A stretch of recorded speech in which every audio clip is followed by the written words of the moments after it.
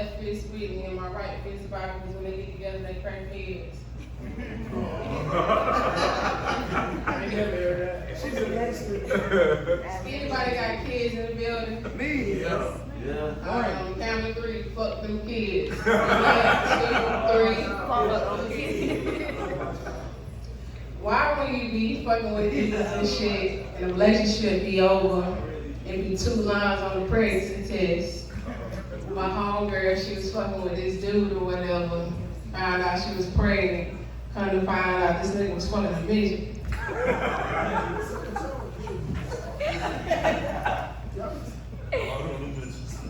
I was in Sam's Club one day or whatever. My nephew was in there with his aunt or whatever. The bitch had left him by some boxes or whatever, like some TVs or some shit. And I ain't like that shit, so I was like waiting on the bitch. So when the bitch came back, she was like, "Yeah, Junior said that he said you didn't like the way that I left him, but I was standing right there." I was like, "No, you wasn't." She was like, "Yes, I was." She was like, "Let me tell you something.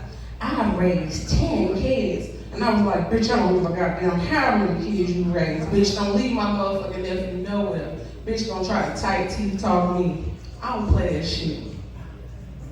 I know y'all niggas don't eat pussy, but this is one of my stories, y'all.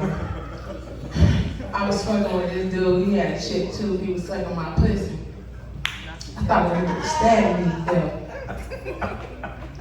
I was fucking with this one dude, he was like blowing in my pussy like it was a glove. I started to pull out a pin and pop that nigga in the head.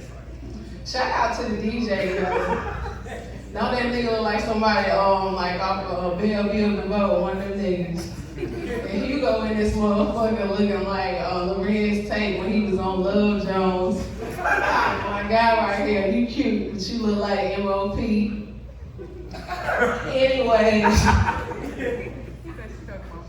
I'm pro-black, but I don't support black businesses.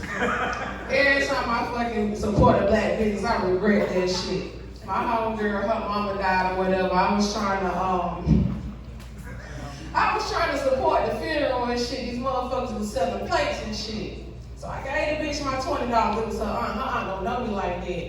So then I get in there and I tell the bitch, I'm like, "Look, let me get a piece of fried chicken, let me get a piece of baked chicken." The bitch gonna look at me and say, "That's 2 meats." Bitch, I know it's 2 meats. I paid for this shit. What's wrong with you? Anybody married in the building? Good.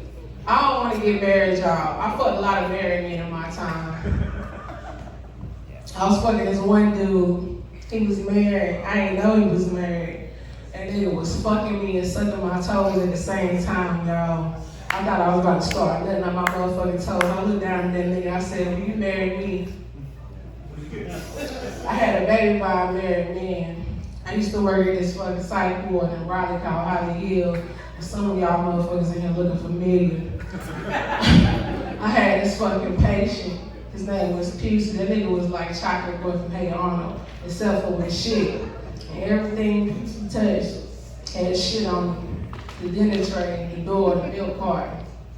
He had a fucking roommate, and the roommate came up to me. He said, "Chris, I can't take this shit no more." Ever since I had that baby, y'all, I done touched more shit than CNA at Pusey Place. I don't like teenagers either, y'all. I had this one teenager, this nigga named Jonathan. The nigga was like 18 and shit. And I had 3 rules when I worked at the psych ward. Don't stand behind me, don't touch me, and don't be loud. So the nigga was standing behind me and shit. He was being loud, and I don't know why the fuck that nigga touched me. As soon as the nigga touched me, I left hooked that nigga in the stomach.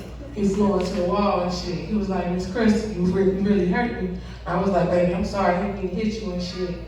But I told you, don't stand behind me, don't touch me, don't be loud." So I was walking down the hall, my homegirl was doing her 15-minute checks and shit. She was like, "Bitch, I slapped that motherfucker 3 times. He pulled my hair in the console room." I said, "Well, shit, I don't feel bad for hitting the nigga in the stomach now." I don't like stupid dudes, y'all. I was fucking with this one nigga. He was real stupid. I was like, "Look, I got ADHD. You know what that mean?" He was like, "What, AIDS?" He was real soft-spoken and he didn't know how to talk to me. So I was like, "When you talk to me, you need to talk to me like a man. Put some bass in your voice." He was like, "It's over, bitch." being a black woman is hard. Everybody wanna fuck. The gay dudes, the women, the weed man. Ever since I had a baby, every time I go see the weed man, you know that baby supposed to be mine. Nigga, put the weed in the bag and take it with me.